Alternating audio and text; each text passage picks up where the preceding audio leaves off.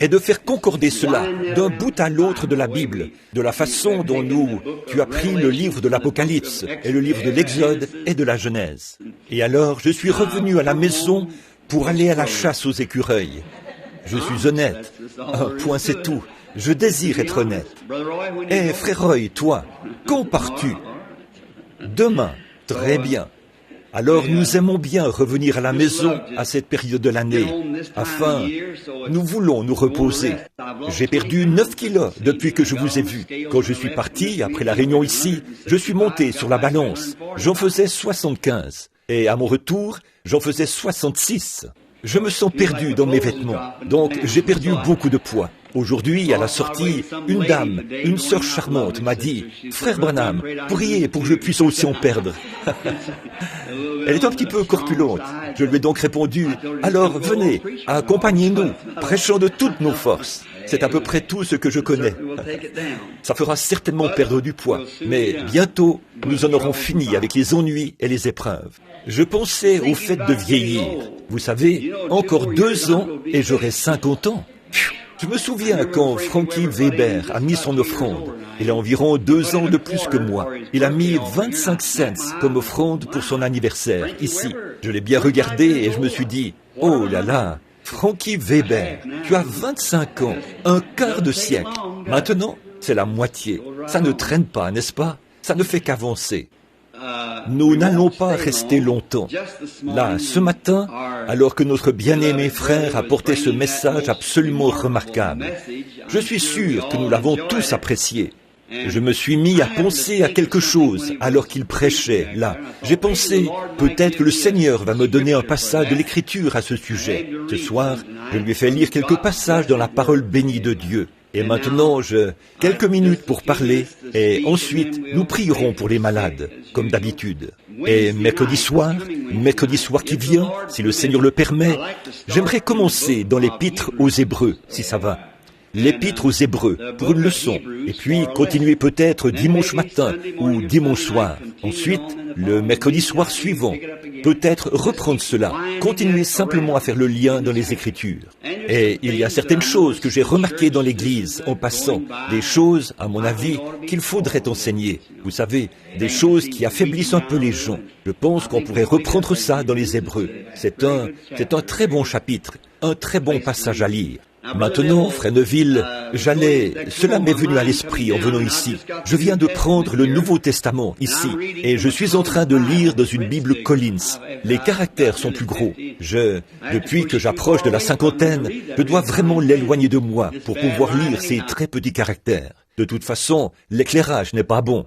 Lorsque je sors au soleil, je peux la lire, mais quand il y a moins de lumière, je dois l'éloigner. Le médecin m'a dit que bientôt, j'allais devoir porter des lunettes de lecture. Je lui ai demandé, mes yeux ne vont pas bien? Il les a examinés. Il m'a dit, non, 10 sur 10, c'est excellent. 20 sur 20, c'est normal.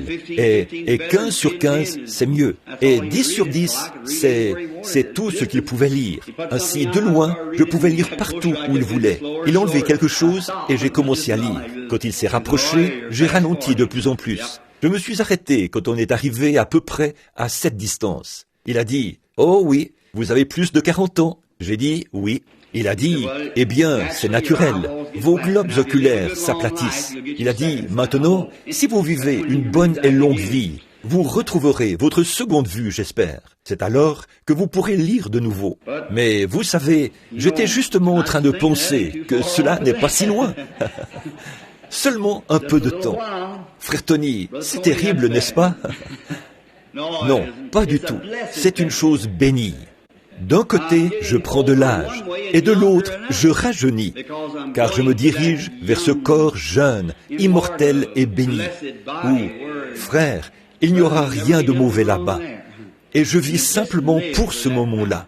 Ce sera merveilleux. Maintenant, avant que je lise le texte final pour terminer, disons-lui un mot. Pendant que nous courbons la tête, nous croyons, Dieu Tout-Puissant, que tu veux le bonheur de tes enfants. Nous ne sommes pas destinés à vivre renfrognés et tristes, car il est écrit, Un cœur joyeux est un bon remède. Et nous aimons nous réjouir de tes bénédictions et avoir cette merveilleuse communion fraternelle. Et alors que nous, en tant que croyants de ta parole, nous communions autour de la parole, c'est pour cela que nous venons ici. Ce n'est pas juste pour entendre un message, mais c'est pour adorer et communier avec toi à travers la lecture et la prédication de la parole. Maintenant, Seigneur, tu ne vas pas nous décevoir. Je suis sûr que tu vas nous bénir en ces heures-ci. Bénis notre brave et bon pasteur, Seigneur. Nous te prions d'être avec lui. Et comme je l'observais aujourd'hui, lors de sa prédication, je l'ai vu sourire quand il a chanté ce cantique. Bientôt, j'en aurai fini avec les ennuis et les épreuves. Et ces sœurs qui chantaient ça sous les tonnelles et dans les rassemblements religieux en campement, un de ces jours, cela sera fini. Alors nous irons vers ce glorieux repos. Maintenant, Père, bénis-nous, tandis que nous lisons ta parole. Et nous l'avons lue. Rafraîchis nos esprits et nos cœurs. Parle-nous ce soir. Et quand le service sera terminé et que nous repartirons à la maison, puissions-nous dire, nos cœurs ne brûlaient-ils pas au-dedans de nous lorsqu'il nous parlait en chemin, car nous le demandons au nom de Jésus. Amen. Bon, avec un si bon message évangélique comme nous l'avons eu ce matin, je pensais, vous savez, que Frère Neville parlait de la suralimentation des enfants, ce qui peut arriver. Mais maintenant, ce soir, nous allons seulement faire un petit exposé pour l'Église. C'est seulement un exposé pour l'Église. Et je désire lire un autre passage de l'Écriture dans le Nouveau Testament, Matthieu chapitre 24, et le verset 35. C'est Jésus qui parle. Les cieux et la terre passeront, mais mes paroles ne passeront point. Mon sujet de ce soir, c'est les mémoriaux. Les mémoriaux de Dieu ont fait leur preuve.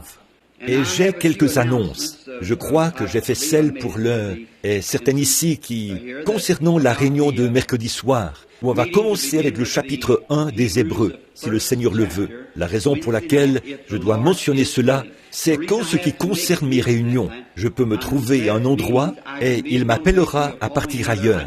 Je dois simplement partir quand il appelle, vous savez.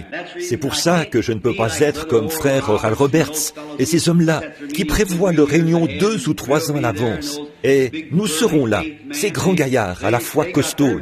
Ils ont leur message. Mais mon message, c'est d'aller là où Dieu m'envoie, que ce soit ici, là-bas, n'importe où. Je dois simplement partir quand il m'envoie.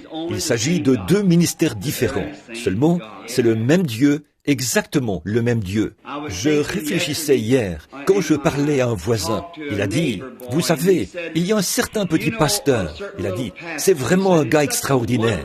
Il a dit, ma femme et moi étions assis là, en pyjama, et il a dit, vers 23 heures, il est passé par là et a frappé à la porte. Il a dit, je passe simplement prendre une tasse de café avec vous. Voyez? Et il a dit, il a traversé la rue pour aller chez un autre voisin, alors qu'il s'apprêtait à aller au lit. Il a mangé là-bas un petit gâteau.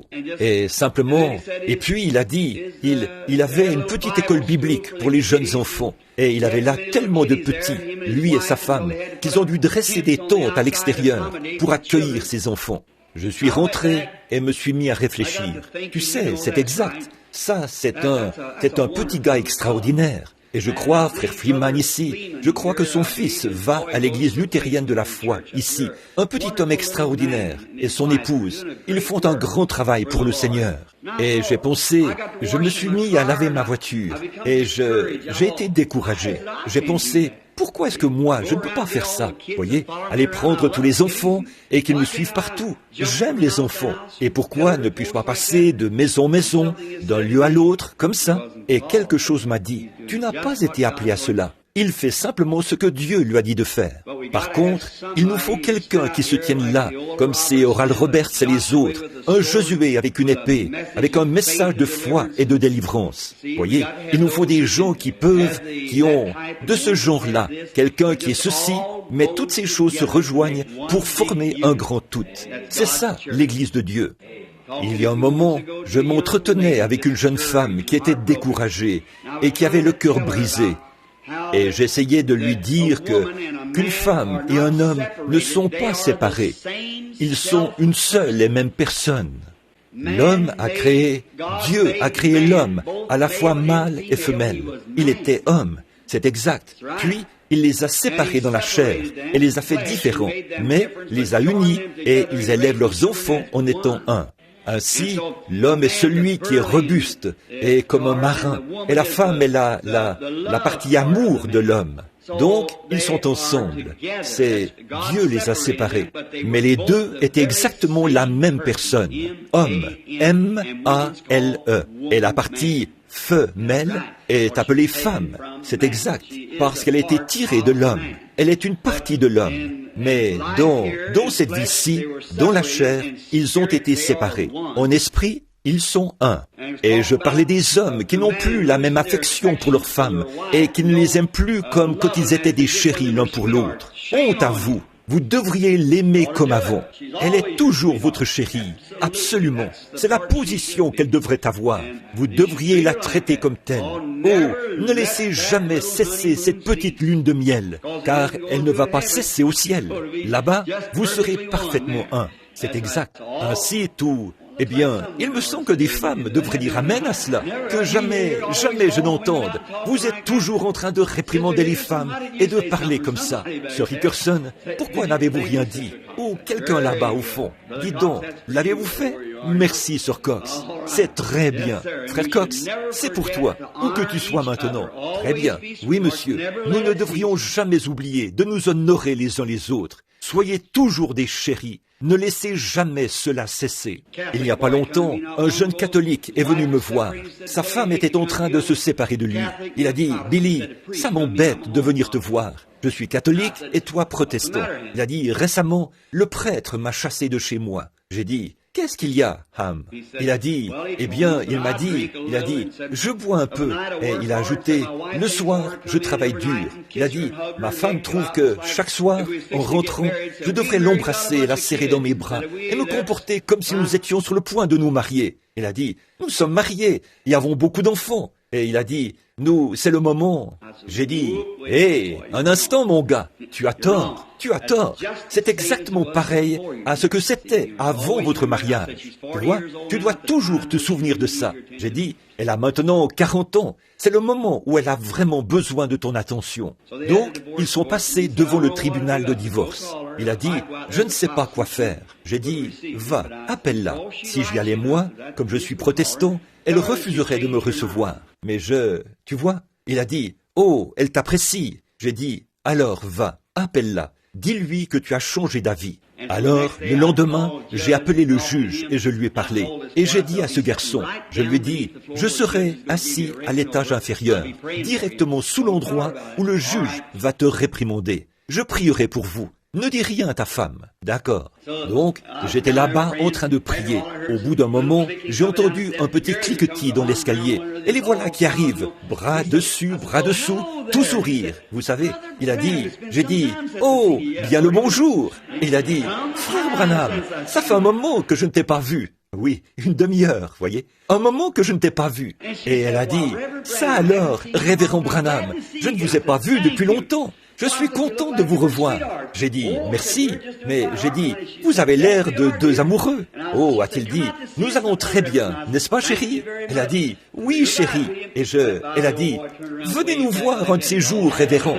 J'ai dit, merci beaucoup. J'ai dit, au revoir, vous deux. Ils sont passés. Et cet homme s'est retourné et m'a fait signe de la main, comme ça. Tout ça est arrivé. C'est vrai. L'amour triomphe de tout. C'est vrai. Simplement l'amour. Vous pouvez avoir tous vos signes et toutes vos preuves, mais donnez-moi simplement l'amour. Ça règle la question pour moi. Oh là là, agneau mourant, ton précieux sang ne perdra point sa puissance, jusqu'au jour où l'Église rachetée se tiendra à tes côtés. Voyez-vous, depuis que par la foi j'aperçois ce flot coulant de tes blessures, je redirai sans me lasser ton amour rédempteur. C'est vrai. Oh, c'est merveilleux. Donc, les mémoriaux ont fait leur preuve. Là où j'ai trouvé le sujet de ce matin, c'est dans notre message de l'école du dimanche, le message évangélique dans lequel notre frère parlait d'Élie. Quand il voulait, ces gars des écoles des prophètes, qui voulaient construire une sorte de grande école.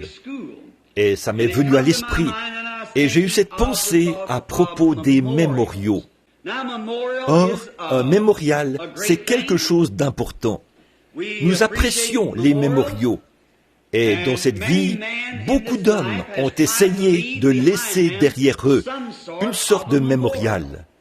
Presque tous les hommes aiment faire ça. Mettre sur leur tombe une grande plaque. Il n'y a pas de mal à ça. Certainement, j'apprécie cela. C'est bien. Et puis, beaucoup essayent de bâtir de grands monuments.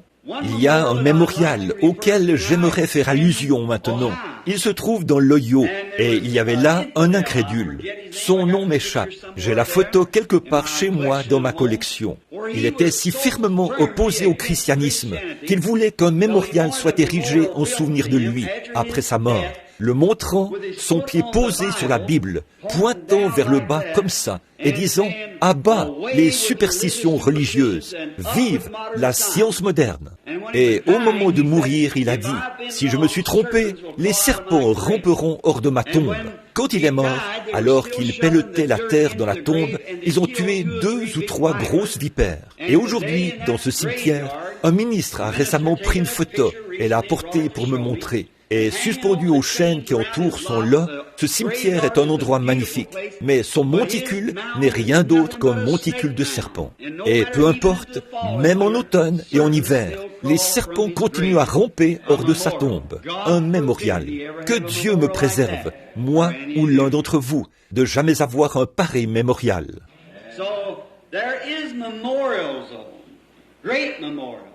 Mais il y a des mémoriaux, de magnifiques mémoriaux.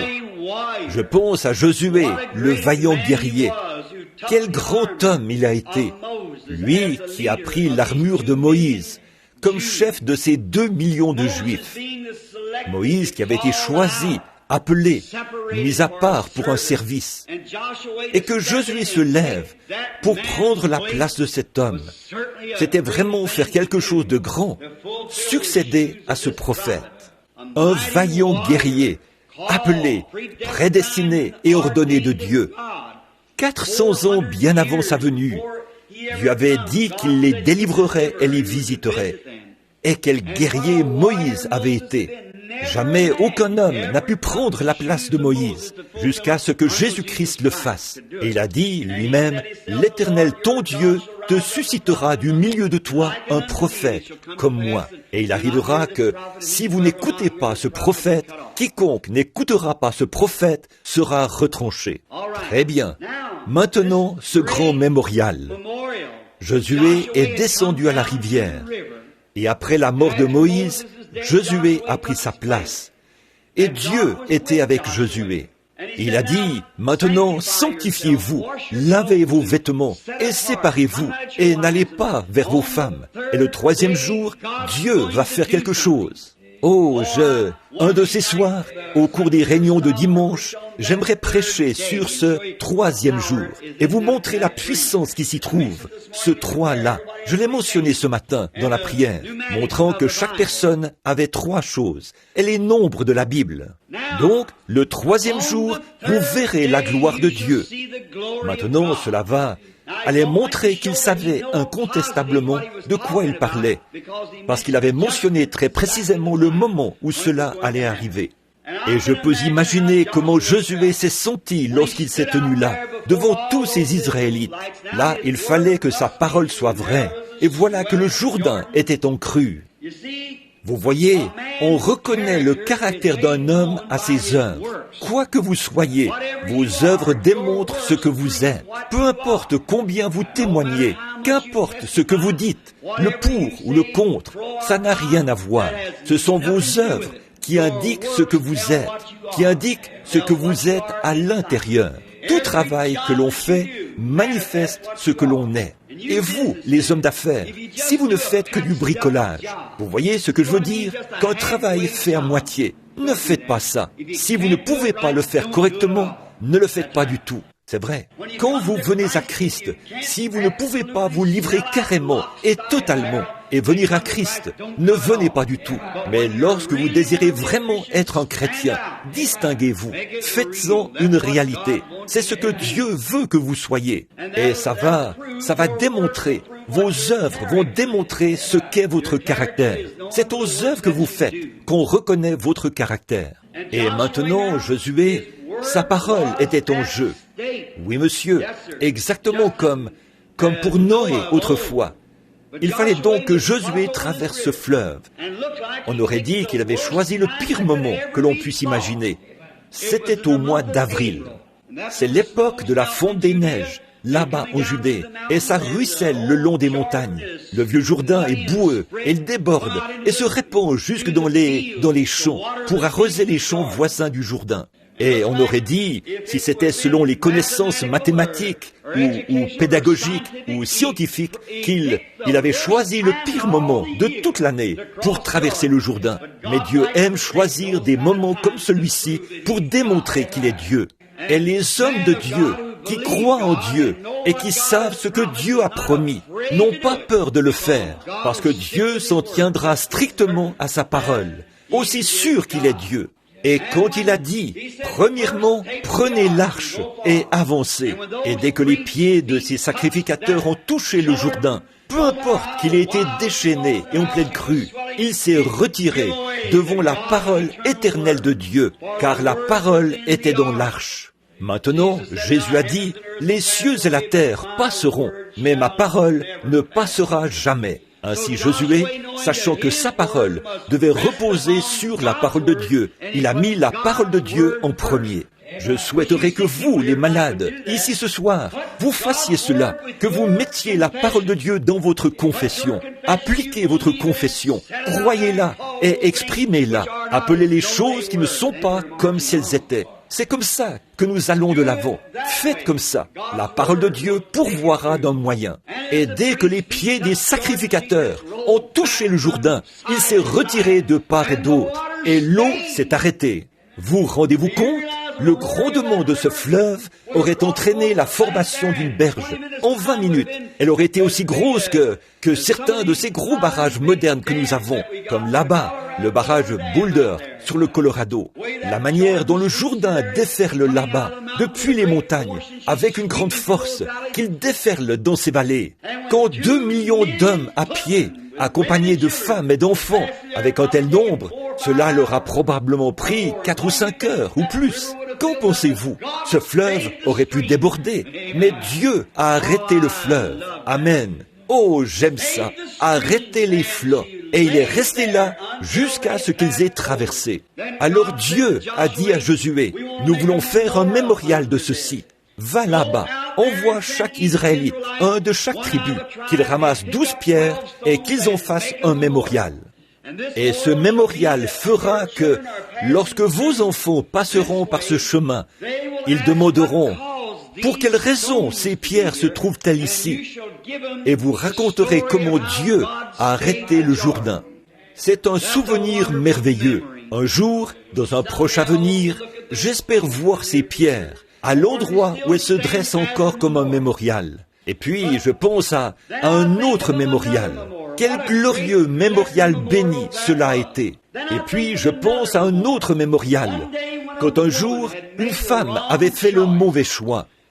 Elle a décidé de ne pas rester dans les plaines bien arrosées ou plutôt de rester dans les plaines bien arrosées de Sodome et Gomorrhe, et de se montrer sociable, et de vivre comme les autres femmes en ce temps-là. Elle n'a pas fait le bon choix. Elle n'a pas fait comme Sarah, qui est restée sur les terres arides. Elle, qui n'a gardé que la parole de Dieu dans son cœur. Elle était obéissante et charmante avec son mari, au point qu'elle l'appelait son Seigneur. Et c'est là que Dieu est descendu, accompagné de 2 anges, pour les visiter dans la tente. Mais Madame Lot, elle est devenue très mondaine, et elle a été absorbée par les choses du monde. Quelle leçon pour nous aujourd'hui, qu'il est possible que notre esprit devienne trop mondain. Et je suis certain aujourd'hui que l'esprit de l'Église, en général, devient trop mondain. Peut-être bien que ce n'était pas l'intention de Madame Lot de devenir comme ça, quand elle est descendue là-bas. Elle s'est dit, je vais simplement me montrer sociable. C'est bien d'être sociable, mais ne prenez pas les habitudes du monde. Quand vous allez quelque part, allez-y comme Shadrach, Meshach et Abednego, et Daniel. Ils avaient résolu en leur cœur qu'ils ne se souilleraient pas, peu importe ce qui arriverait. Peu importe que les autres dans l'Église rétrogradent, quoi qu'il arrive, ils avaient résolu cela en leur cœur. Et aujourd'hui, ils sont un mémorial. Et Madame Lot représente un mémorial. Quand Dieu lui a envoyé son dernier message de grâce, quand il a envoyé ses anges là-bas pour leur dire que quelques heures plus tard, Sodome et Gomorrhe allaient être brûlés, elle n'a pas pu supporter l'idée d'abandonner sa vie sociale, d'aller dans un désert, de vivre comme Sarah avait vécu là-bas dans le désert, et de devoir porter les vêtements simples et ordinaires des femmes de la plaine. Elle voulait vivre dans le luxe. Son mari était devenu un homme important dans la ville. Il siégeait à la porte de la ville, comme juge ou comme maire de la ville. Et elle désirait vivre dans le luxe. Elle ne pouvait pas supporter l'idée de devoir abandonner ces choses. Et alors qu'elle sortait de la ville avec son mari, elle regardait continuellement en arrière, pleurant de chagrin, parce qu'elle devait tout abandonner, se séparer de cette forme de mort. Jésus a dit, « Quiconque met la main à la charrue et qui même se retourne pour regarder en arrière n'est pas digne de labourer. » Quelle sorte de gens devrions-nous être?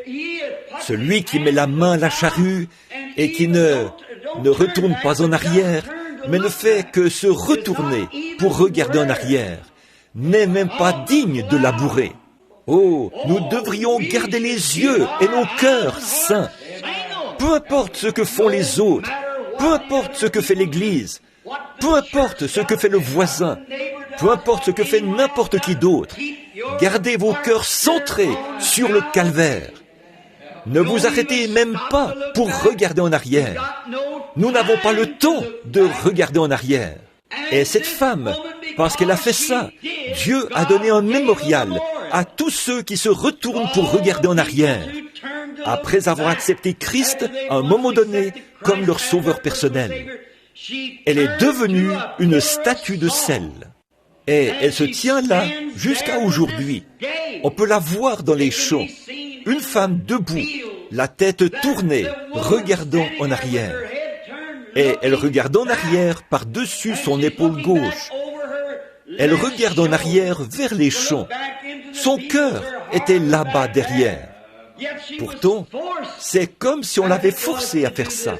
Et aujourd'hui, bien des gens acceptent Christ de cette manière-là, car ils sortent du monde avec le sentiment qu'on les force à faire ça. Ils continuent à aspirer après ces choses et à les convoiter. Et ce ne sera pas long avant qu'ils se retrouvent là. Et ils sont de terribles mémoriaux de la grâce de Dieu, de l'amour de Dieu qui leur a été témoigné.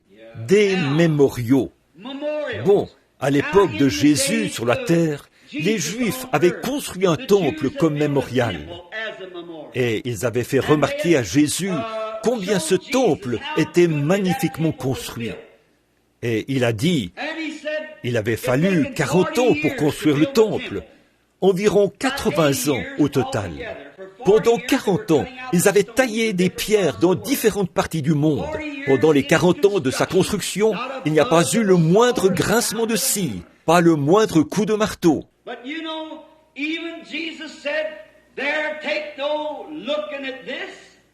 Mais vous savez, même Jésus a dit ici, ne regardez pas à cela, car je vous déclare qu'il viendra un temps où il ne restera pas pierre sur pierre, pas une pierre sur l'autre. Juste avant cela, il avait prononcé ces belles paroles mémorables. Les cieux et la terre passeront, les temples passeront, les mémoriaux passeront, mais ma parole demeure le mémorial éternel. L'arche a pourri il y a des années. Les tombeaux des prophètes se sont effondrés. Et tous les autres mémoriaux sont tombés en ruine avec le temps. Et les pierres ont été emportées. Mais la parole de Dieu demeure exactement la même, magnifique au siècle des siècles, aussi vivante et rafraîchissante ce soir pour les croyants d'aujourd'hui qu'elle l'était au jour où elle était prononcée. Pas étonnant qu'elle lit ce matin dans le message que notre frère nous a apporté. Quand ils ont voulu construire une grande école pour les prophètes comme mémorial, Élie, lui, a choisi quelque chose de meilleur, un miracle de Dieu pour faire remonter un instrument qui était tombé et le faire flotter sur l'eau. C'était la parole du Seigneur. Et ce soir, celui qui recevra la parole du Seigneur dans son cœur comme mémorial fait bien mieux que ceux qui essayeraient d'ériger un grand mémorial. Il n'y a pas longtemps, quand j'ai entendu parler, quand j'étais en Italie, j'ai entendu parler de Mussolini et de cette grande statue d'une 12aine de mètres de hauteur qu'il avait construite comme mémorial de l'athlétisme, étant lui-même un athlète. J'ai voulu retrouver ce mémorial. Et vous savez, il avait été réduit en poudre par une bombe de gros calibre. Il y a 2 ou 3 ans, je me suis trouvé à l'endroit où les pharaons d'Égypte avaient élevé de grands temples et de grandes idoles. Et on m'a dit qu'il faudrait creuser le sol à une profondeur de 6 mètres pour trouver le terrain sur lequel se dressaient ces mémoriaux. Je me suis trouvé là où César Auguste, Hérode et les grands de Rome se sont tenus. J'ai marché dans une rue près de celle qu'il empruntait en quittant le palais, et elle est à environ 8 mètres sous terre.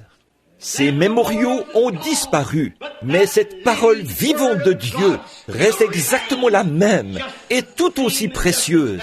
Voilà un mémorial. Alors je dis aujourd'hui, frères, les choses que vous faites, les paroles que vous prononcez, comment vous traitez votre prochain et ce que vous faites au sujet de Christ, tout cela sera un mémorial éternel. Vous pouvez avoir une belle maison à laisser à vos enfants. Vous pouvez travailler pour laisser des biens à vos enfants. Mais moi, je préfère leur laisser la parole de Dieu plutôt que toute autre chose. Ces maisons disparaîtront. C'est tout à fait en ordre. C'est bien. Je n'ai rien contre ça. Mais ne faites pas ces choses mineures en négligeant les grandes choses. Vous voyez ? Parce que la parole la maison va périr, et les gens périront avec elle. Mais la parole de Dieu les ressuscitera dans les derniers jours. Elle leur redonnera la vie éternelle et immortelle. Alors, pour constituer un tel patrimoine, la parole éternelle de Dieu. Je pense à ce vieux cantique que nous chantions ici autrefois, il y a des années. Le temps n'est que changement rapide. Rien sur terre n'est immuable. Bâtis ton espoir sur les choses éternelles. Tiens la main du Dieu vivant. À la fin de notre voyage, si vous êtes trouvés fidèles, votre belle demeure dans la gloire, votre âme ravie verra.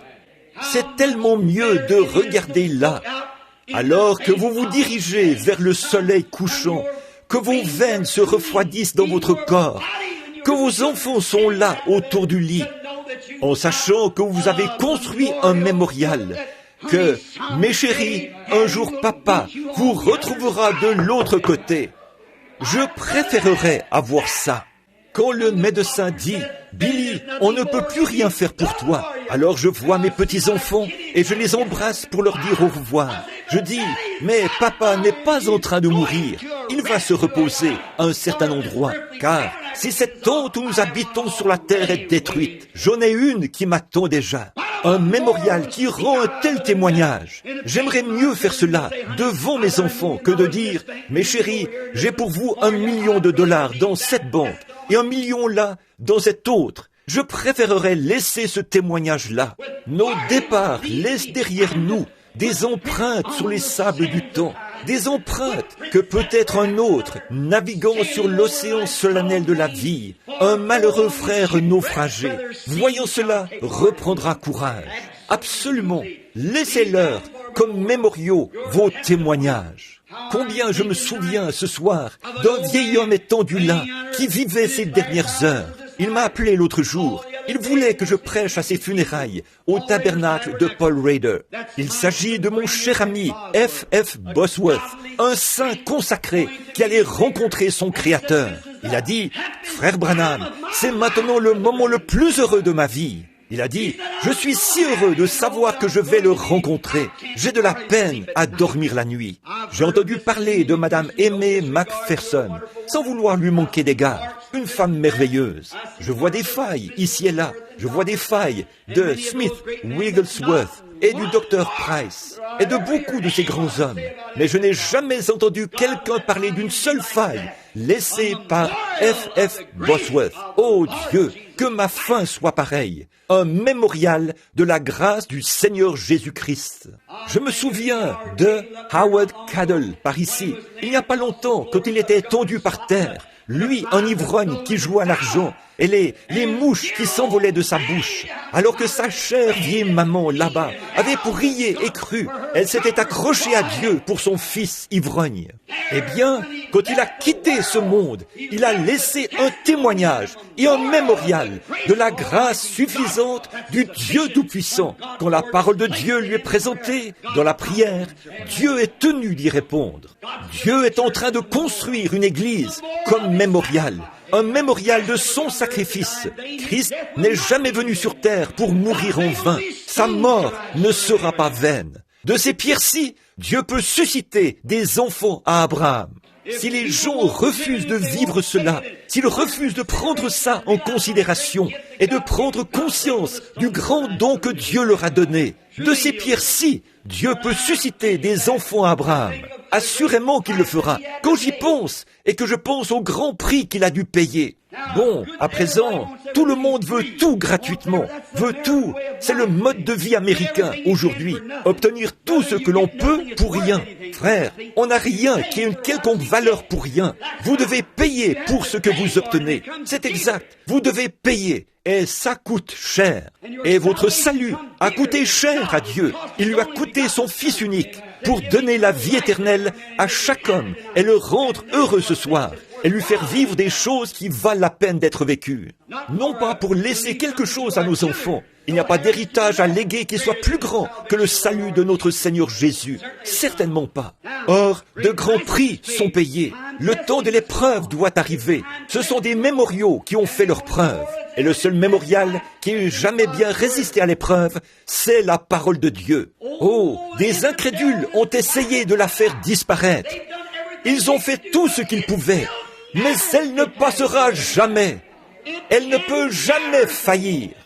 Abraham, quand il a reçu ce mémorial de Dieu, tu vas avoir un bébé par cette femme, Sarah. Pendant 25 ans, il l'a cru de tout son cœur. Et il a nié tout ce qui était contraire, car il savait que Dieu tiendrait sa parole. Les incrédules aujourd'hui, ils se lèvent et essayent de salir la Bible. Avant de pouvoir arrêter la Bible, il vous faudrait arrêter le temps avant de pouvoir le faire.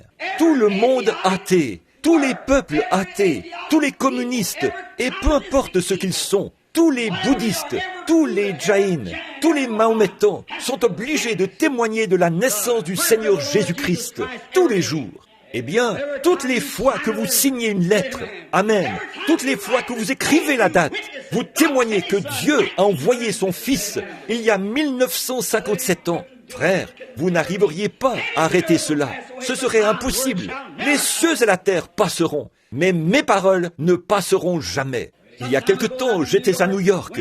Je me suis rendu sur une petite île vers la Statue de la Liberté qui a été offerte par le gouvernement français aux États-Unis il y a bien des années. Et elle tient une torche allumée. Nous sommes montés vers le bras. Il y a là une fenêtre. Et là où brillait cette grande lumière, j'ai remarqué que le long du mur, il y avait un tas de petits moineaux qui étaient tous morts, gisant là le long du mur. Et j'ai dit au guide, qu'est-ce qui est arrivé à ces moineaux? Ont-ils été électrocutés? Il a dit, non monsieur, on ne les a pas encore ramassés ce matin. Il a dit, il y a eu un orage la nuit dernière. Un gros orage s'est abattu sur cette baie. J'ai dit, oui monsieur, je suis au courant. Il a dit, les pauvres petits ont été pris dans l'orage. Et il a dit, quand ils sont venus dans cette lumière, ils ont essayé d'éteindre la lumière en la frappant. Vous voyez, ils se sont simplement cognés contre cette vitre et l'ont frappée. Et il a dit, au lieu de se servir de la lumière pour se mettre à l'abri, ils ont essayé d'éteindre la lumière en la frappant. Alors l'inspiration m'a saisi. C'est vrai, les hommes et les femmes qui cherchent à éteindre la lumière de Dieu ne font que se fracasser la tête. Et cette lumière, pourquoi ne s'en servent-ils pas pour se mettre à l'abri au lieu de se fracasser la tête? Ils essayent de la renier en disant « Les jours des miracles sont passés, la guérison divine ça n'existe pas, ni le salut qui touche le cœur, aucune de ces choses. » Ils se tapent la tête contre le poteau. Pendant qu'ils font cela, la grande Église de Dieu continue à avancer et à monter sans relâche. Des gens se lèvent en prétendant être ceci et cela, puis échouent et ainsi de suite. Mais l'Église de Dieu continue à avancer et la parole de Dieu continue à avancer. Elle est faite du type de matériaux qu'il faut. Il n'y a pas longtemps, là-bas en Australie, la grande Australie qui dépend de la couronne britannique, c'est comme l'Afrique du Sud, qui est juste de l'autre côté par rapport à l'Australie. À Sydney, il y a une grande ville qui longe la baie là-bas. Frère Biller sait probablement plus de choses à ce sujet que moi. Quoi qu'il en soit, il voulait construire un pont pour relier le nord de Sydney au sud de Sydney. Ils ont lancé un appel dans tout le pays pour trouver des architectes, des constructeurs de ponts, pour qu'ils viennent construire ce pont. Aucun n'a accepté. Personne n'a osé accepter. Dès qu'ils arrivaient là, ils découvraient que le fond de la mer n'était que du sable mouvant. C'était du sable mouvant et rien ne tiendrait. Ils l'ont testé et sondé. Et ils ont poursuivi leur chemin. Ils ont dit, non, nous n'oserions même pas tenter la construction d'un tel pont. Ce n'est pas faisable. Quelque temps après, un jeune architecte est venu de l'Angleterre. Un homme célèbre, un homme réputé, qui avait une bonne réputation. Oh, j'aime ça. J'aime un homme qui a une réputation. Oh, vous n'avez pas besoin d'être un homme important. Vous pouvez être une personne très pauvre qui vit dans une ruelle et avoir une bien meilleure réputation qu'un potentat. Absolument. Vous n'avez pas besoin d'être riche. Vous pouvez simplement avoir une réputation. Elle déclare votre réputation, ce que vous êtes. Elle fait de vous ce que vous êtes. C'est ce qui vous donne votre réputation. Et on vous connaît par votre réputation. Cet homme est allé là-bas avec une excellente réputation. Il a examiné la situation à fond. Il a arpenté la rive pendant plusieurs jours. Il l'a examiné. Il a testé la chose. Il l'a sondé. Il a regardé autour de lui. Quelque temps après, il est allé chez le maire et lui a dit « J'accepte ce travail ». Eh bien, a-t-il dit « Monsieur, vous savez ce que vous acceptez ?» Il a répondu « Je comprends parfaitement ». Il a dit « Eh bien, ce grand architecte a dit, des architectes américains et des architectes du monde entier, des constructeurs de ponts sont venus ici et ils ont eu peur d'entreprendre ce travail. » Il a dit « Mais monsieur, moi, je n'ai pas peur de ce travail. Je l'accepte. » Il a dit « Je suis conscient que j'ai une réputation dans le monde entier en tant que constructeur de ponts. Mais je vais mettre ma réputation au jeu, car je suis capable de le construire. » Oh, il avait une vision. Avant qu'un homme puisse se faire une réputation, il doit avoir une vision de ce qu'il fait. Oh, béni soit le Seigneur. C'est pour cette raison qu'il y a un ciel où aller. C'est pour cette raison que nous pouvons avoir une réputation comme chrétiens. Nous savons quel genre de matériaux se trouve dans cet édifice. C'est vrai, il y a le sang de Jésus-Christ dans cet édifice. C'est vrai.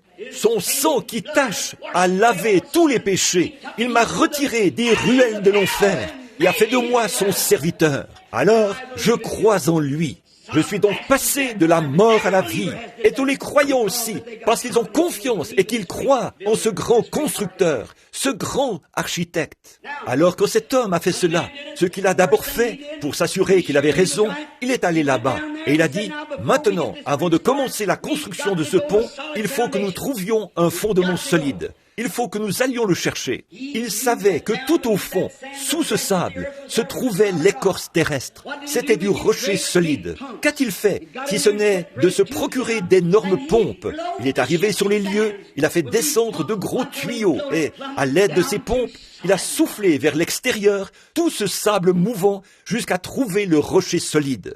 Une fois le rocher dégagé, il a ancré là-dedans de gros boulons et il a préparé la place. Et c'est ce qu'il a fait à chaque endroit. Puis, il est allé chercher les meilleurs architectes qu'il puisse trouver pour l'entourer, les plus grands scientifiques, le meilleur matériel. Il a fait venir l'acier pour son pont. Quand il a fait cela, il n'a pas voulu placer là une seule pièce d'acier, pas même un boulon, qui n'ait été premièrement testé scientifiquement, pour voir s'il y avait des défauts à l'intérieur, pour voir si des petits trous d'air s'étaient formés pendant la fabrication à la fonderie, pour voir si cela avait été bien vérifié. Oh, quel mémorial ce serait si, pour sa réputation de constructeur de pont, s'il a pris tant de peine pour s'assurer que le pont serait sûr. Quelle peine pensez-vous que Dieu a prise pour s'assurer que cette église soit en sécurité? Oui, monsieur, il y a un mémorial de la mort de Christ. C'est son église. Certaines personnes refusent de vivre cela, mais d'autres l'acceptent. Mais c'est un temps d'épreuve. Dieu met les gens à l'épreuve aujourd'hui pour qu'ils soient ses mémoriaux. Très souvent, les gens disent « Oh, je suis tellement tenté! Béni soit le nom du Seigneur pour les tentations. Quand je suis faible, c'est alors que je suis fort, a dit Paul. Chaque fils qui vient à Dieu doit premièrement être éprouvé et testé. Et ces mises à l'épreuve deviennent plus douces et plus précieuses pour vous que l'or précieux. C'est l'heure du test. Il y a de nombreuses années, avant l'époque des fonderies, ils avaient coutume de prendre l'or. Et comment ils pouvaient savoir s'il était pur ou pas, qu'il s'était débarrassé de toutes les impuretés, de toute la pyrite de fer? C'est l'or des fous. Que toutes les impuretés en étaient sorties, les batteurs le battaient, et le battaient, et le retournaient, le battaient, et le retournaient, jusqu'à ce que le batteur voie son reflet dans l'or. C'est comme ça que Dieu fait avec son Église. Il vous donne épreuve après épreuve, test après test, épreuve après épreuve, test après test, jusqu'à ce que la vie de Christ se reflète dans votre vie, jusqu'à ce que vous deveniez paisible, sobre, doux, aimable, humble, prêt, soumis, disposé, détournant la tête des choses du monde et regardant tout droit au calvaire, vers celui qui vous frappe. Bien souvent, vous trouvez étrange qu'il y ait des épreuves cuisantes, des maladies et des persécutions. C'est fait seulement pour vous mettre à l'épreuve, faire sortir de vous la saleté, faire sortir de vous les impuretés, faire sortir de vous la lenteur, pour vous réveiller et vous amener à voir le reflet, ou plutôt permettre à quelqu'un de voir le reflet de Christ en vous. Christ en vous, l'espérance de la gloire. Il a testé chaque pièce. Finalement, avant de mettre un boulon, il l'a testé. Il a tout testé. Ensuite, quand il a eu tout terminé, alors les moqueurs qui se tenaient là ont dit « Ça ne tiendra pas, ce n'est pas possible ». C'est ce qu'ils disent aujourd'hui. Cette religion du Saint-Esprit dont vous parlez, ce ne sera pas long que cet arbre sera consumé. Mais il ne se consume pas. Oh, le feu ne fait que l'arroser. Il ne fait que nous donner un nouvel espoir. Il ne fait que le fortifier. Chaque épreuve, chaque test, chaque fois qu'une rafale de vent s'abat sur un arbre et le balance d'un côté de l'autre et d'un côté de l'autre, cela ne fait que dégager ses racines pour qu'il puisse s'enfoncer plus profondément et mieux s'accrocher. Chaque fois que la maladie frappe votre foyer, chaque fois que l'épreuve frappe votre foyer, chaque fois que les voisins disent du mal de vous, ça ne fait que vous secouer pour que vous puissiez vous dégager, afin d'aller plus profondément, pour mieux vous accrocher au rocher éternel de la parole immuable de Dieu. C'est comme ça que Dieu fait. Il envoie ces épreuves pour vous tester et vous mettre à l'épreuve, afin de vous secouer et vous donner un nouvel ancrage.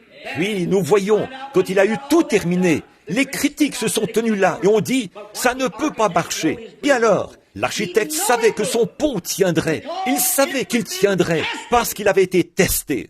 C'est pour cette raison que Dieu a dit « j'aurai une église sans tache ni ride ». Amen. Elle avait passé le test. Et chaque enfant qui vient à Dieu doit être testé. En ce grand jour commémoratif, alors qu'il s'apprêtait à s'engager sur le pont de part et d'autre pour se rejoindre au milieu de la baie, l'homme qui l'avait construit a dit « Je ne demanderai cela à personne ». Les architectes se tenaient tous là. Ils ont dit, à la première vibration, le pont s'écroulera aussitôt. Il sera dangereux. Aucune compagnie d'assurance n'avait voulu l'assurer.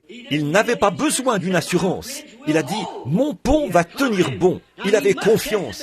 Maintenant, il fallait qu'il le teste, parce que sa réputation était en jeu. Assurément qu'elle l'était. Et si ce pont tenait bon, il serait un mémorial. Voilà pourquoi je sais que ce salut d'autrefois, qui touche le cœur et qui vient de Dieu, tiendra bon. La réputation de Christ en dépend. Il ne nous donnera pas quelque chose pour bâtir une église qui soit une théologie fabriquée par l'homme, ni une expérience reçue dans une école, ou construire un séminaire comme il voulait le faire ce matin pour former des prédicateurs. Un vrai prédicateur vient du séminaire de la grâce de Dieu, d'un appel de Dieu, et cela a fait ses preuves. C'est vrai, cela tiendra bon. Dieu a confiance en vous. Nous avons confiance en lui. Le pont va. Le vieux poète a dit, mon ancre tient bon au-dedans du voile. Dans chaque orage et chaque tempête, mon ancre tient bon au-dedans du voile. Nous ne savons pas qu'est-ce qui tient bon, mais quelque chose tient bon. C'est vrai, le bateau est ancré là-bas, dans le port. Et il y a une corde de salut qui tient le cœur humain, afin que l'homme né de nouveau passe de la mort à la vie. Tous les démons de l'enfer ne pourraient le faire douter de cela. Il y a quelque chose qui tient bon à l'intérieur. Qu'il soit ballotté, qu'il soit secoué. Amen. Il tiendra bon à tous les coups, parce qu'il se trouve en Jésus-Christ. Et puis, cet homme a dit, je ne demanderai cela à personne, mais il a dit, j'irai moi-même. Le maire de la ville s'est avancé et a dit, monsieur, j'ai certainement confiance dans votre pont. L'architecte a dit, si vous avez confiance dans mon pont, suivez-moi. Très bien, venez le tester. Le maire a dit, ma voiture sera garée là ce matin-là. J'irai avec vous. La compagnie de chemin de fer a téléphoné pour dire, elle a appelé pour dire, monsieur, nous avons confiance dans votre pont. Nous aurons... Il a dit, si vous avez confiance dans mon pont, amenez 4 locomotives chargées et mettez-les sur le pont. Si vous avez confiance, suivez-moi. Si vous croyez qu'elle a été testée et éprouvée, si vous le croyez, venez, accompagnez-moi. Et en voyant son courage, beaucoup de gens lui ont écrit des lettres. Voilà ce que les gens cherchent. Ce sont des hommes courageux, pas ceux qui sont mous. Si vous croyez pouvoir vous en tirer en allant à l'église et en disant « Amen » de temps à autre et en criant un peu, en inscrivant votre nom dans un registre et puis retournez vivre comme le diable, vos propres œuvres démontrent ce que vous êtes. Votre caractère le démontre. Mais Dieu, le monde veut voir des hommes courageux. Quelqu'un qui a du courage, qui se tiendra là, comme un mémorial du salut par la grâce de Jésus-Christ. C'est vrai. Le jour où le pont devait être ouvert, les gens sont revenus. Ils ont dit, préparez-vous, préparez vos appareils photo. Tous, les journalistes ont dit, parce que ce pont va s'écrouler. Ce jeune homme s'est avancé là sur le pont, a garé sa voiture, a regardé derrière lui. Il a vu ses locomotives toutes alignées. Il a vu là le maire qui lui faisait signe de la main. Il a regardé, il a vu des dizaines de milliers de piétons qui se tenaient là, prêts à marcher avec lui. Il a dit que la fanfare commence à jouer. Frère, quand la fanfare s'est mise à jouer, que les sifflets ont résonné, que les klaxons ont retenti, je vous assure que cela a provoqué une terrible vibration. Mais il a traversé le pont à pied et le pont n'a absolument pas bougé. Pourquoi? Il s'est mis tout devant, parce que s'il devait s'écrouler, il voulait partir avec. Et Jésus-Christ est venu du ciel, la gloire. De la gloire, il est venu ici-bas pour bâtir une église. Et les matériaux qu'il y place sont des matériaux qui ont fait leur preuve.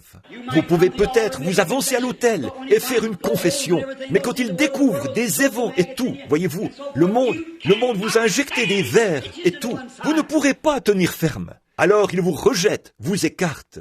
Dieu veut une église qui a fait ses preuves, pas quelqu'un qui est chrétien aujourd'hui et rétrograde demain, qui est en dedans et en dehors, en haut et en bas. Il ne peut vous placer nulle part. Mais il a une église qui a été testée, qui est passée par les épreuves, qui a connu des pertes douloureuses, la maladie, le chagrin, la mort, et qui tient bon, qui maintient son témoignage. Voilà l'homme qu'il faut, oui, voilà l'homme qu'il cherche.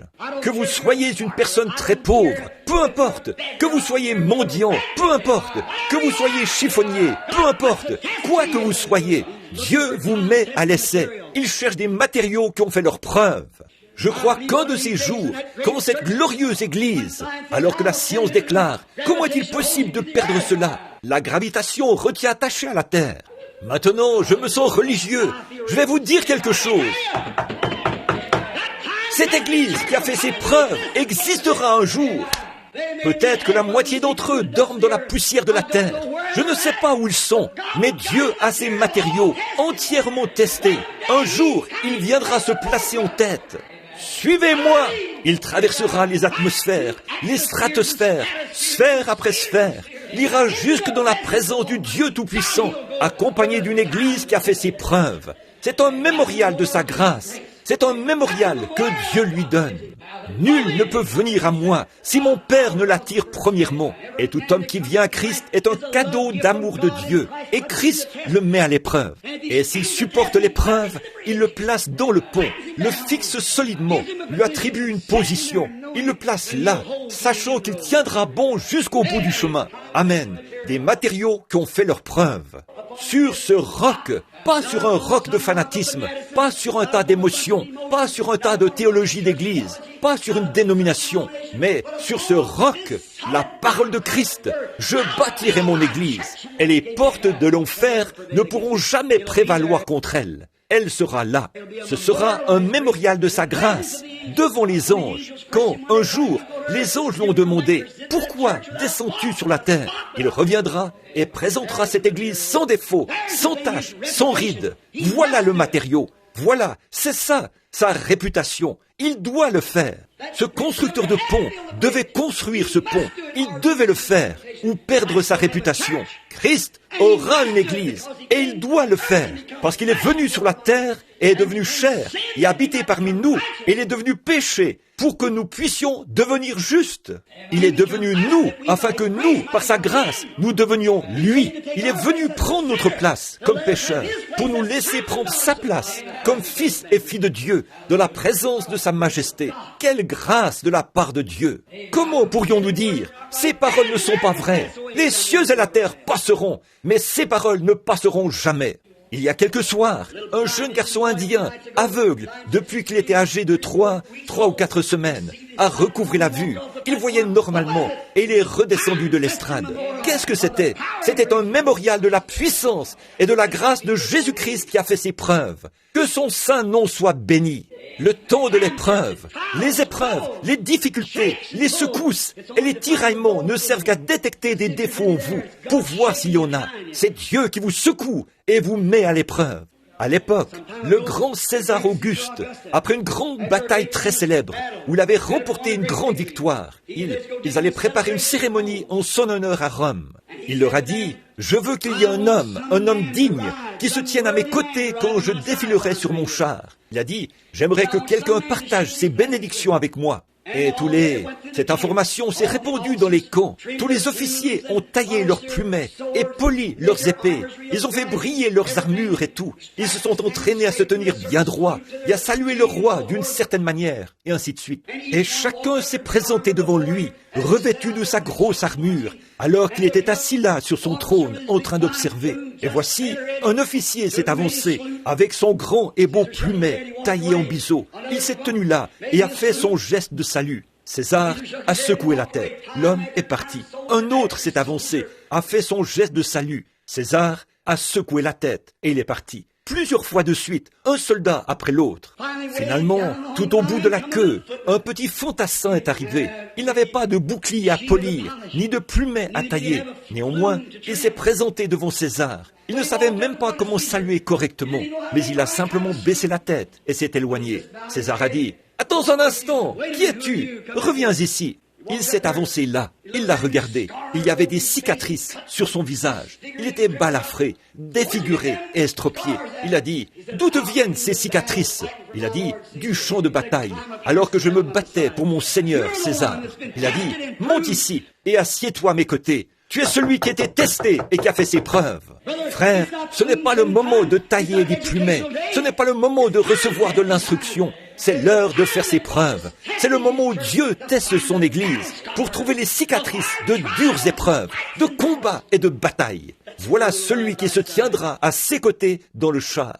Oh, combien Élisée a été testé et mis à l'épreuve avant de pouvoir revêtir un manteau de prophète. Voyez comment Élisée a jeté ce manteau sur son épaule. Il fallait qu'il soit l'homme approprié. Élisée l'a observé là dans le champ pendant qu'il labourait. Dieu a dit, voilà l'homme qu'il faut. Voilà l'homme qui peut porter ce vêtement. Voilà l'homme qui peut porter ce manteau. Il peut prendre ta place.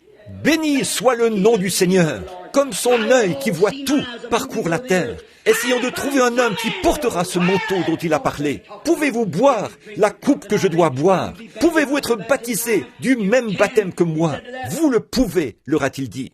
Alors nous, aujourd'hui, qui sommes l'Église, on doit revêtir le manteau de Christ, toute l'armure de Christ, tout, le bouclier et la cuirasse et l'armure, afin qu'en ce jour-là, nous puissions nous tenir là, irréprochables. Ils cherchent des matériaux qui ont fait leur preuve, afin qu'ils puissent dire, voilà mon serviteur, je l'ai mis à l'épreuve, je l'ai testé, je l'ai fait passer par là, comme Job. Il réussit toujours à 100%. Que Dieu soit miséricordieux envers nous, afin que nous puissions prendre Dieu au mot et être des mémoriaux qui ont fait leur preuve. Prions.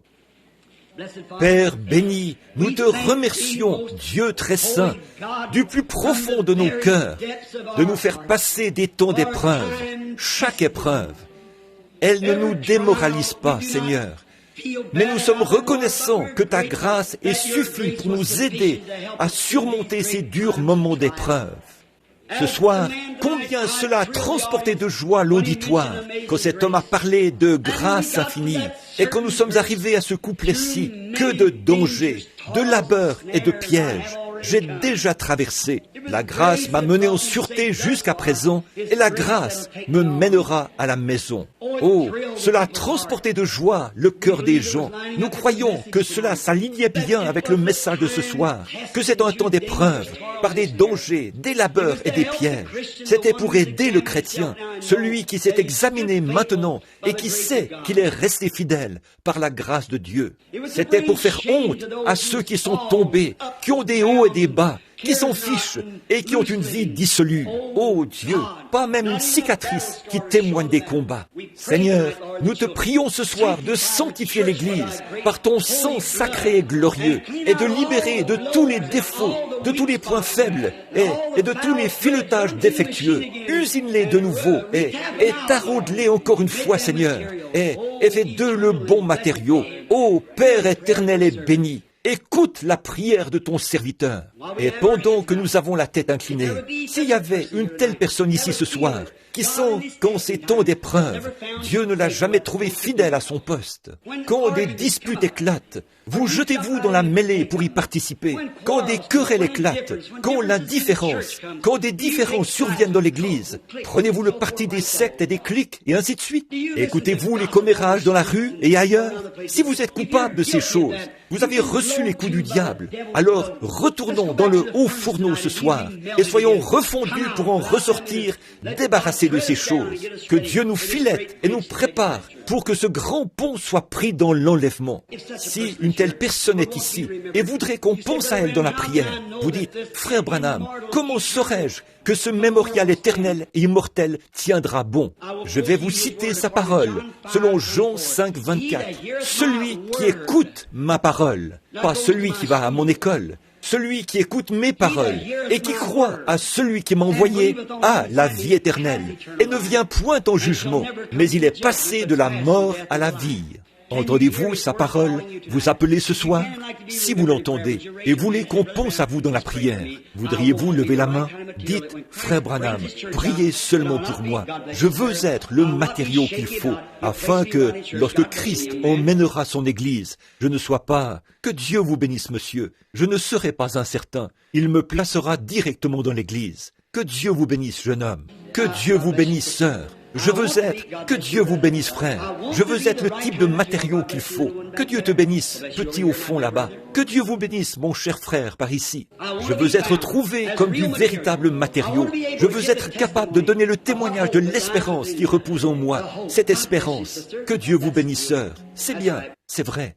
À quoi cela sert-il, frère Branham, de lever les mains? Vous passez de la mort à la vie. C'est ce que vous faites. Vous défiez chaque loi de la gravitation à l'instant même. Voyez, si vous étiez juste un mannequin de cire assis là, vous ne pourriez jamais lever la main. Vous ne le pourriez pas. Mais cela montre qu'il y a un esprit en vous.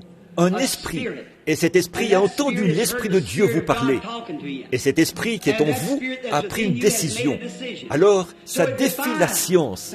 Elle défie la gravitation. Elle se lève, ce qui montre qu'il y a en vous un esprit qui peut vous faire lever la main. Si vous étiez mort, vous ne pourriez pas le faire. Mais vous avez pris vie. Il s'est passé quelque chose. Si vous êtes mort dans le péché et l'offense, Dieu ne peut plus vous parler. Votre main restera baissée. Si vous n'êtes pas mort dans le péché et l'offense, alors Dieu peut vous parler et vous recevrez la vie et vous lèverez la main. Voyez, cela montre que la vie a pris une décision. Vous avez accepté Christ. Vous êtes passé de la mort à la vie si vous êtes sincère. Soyez sincère maintenant en levant la main. Dites, Dieu, sois miséricordieux envers moi. Fais de moi ce que je dois être et je te servirai toute ma vie. Je veux être trouvé prêt ce jour-là. Soyez béni, mon cher frère, là au fond. Que Dieu te bénisse, jeune garçon. Que Dieu vous bénisse, là-bas, frère. Que Dieu soit avec vous. Que Dieu te bénisse, mon trésor. Très bien. Quelqu'un d'autre. Que Dieu te bénisse, frère Roy, ici. Et que le Seigneur soit avec toi. Oui. Seigneur, que je sois trouvé digne. Que je sois trouvé digne. Que Dieu vous bénisse, mon frère tout au fond. C'est certain, Dieu vous voit. Réjouissez-vous. Quelqu'un d'autre aimerait qu'on se souvienne de lui dans la prière en ce moment? Fais de moi. Très bien. Nous allons